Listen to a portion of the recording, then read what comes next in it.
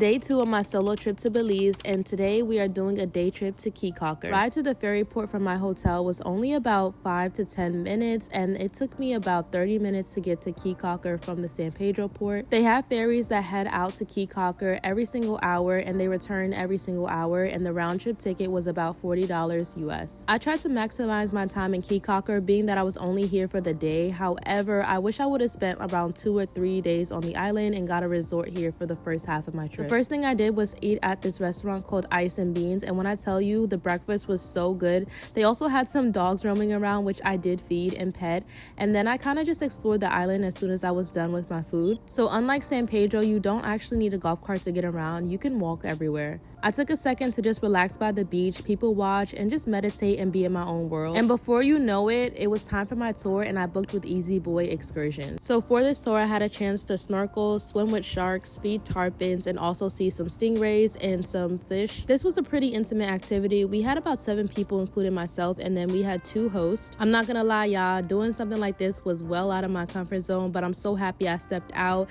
and I did not let fear take away this experience. And that's the reason I love the solo travel. It gives me the time to do things that I wouldn't typically do on my day-to-day and just experience a new way of life and living. And shout outs to my tour guide, Chris. He was actually the best ever. He encouraged me to get out there. I was a little nervous at first, but through his push, I was able to get out there and I loved every bit of it. So the last part of the tour was feeding the tarpons, and this is one of the main things that I wanted to do, and I'm so happy I got to experience this. After the tour, I tried some local food. I wanted to try Chef Kareem's, but he just wasn't available at the time, so I tried out this local spot. At this point, it was the middle of the day, and the Lazy Lizard Beach Club was popping, you guys. They was playing Afrobeats, Caribbean music. I was sipping my pina colada, and they even had a drinking competition. The drinking competition was so much fun. It was Belizeans versus the tourists, and let me just say, Belize definitely won. I did my day in Key Calker, trying out this ice cream called the Creamery, and I tried out this cheesecake ice cream. It was so good.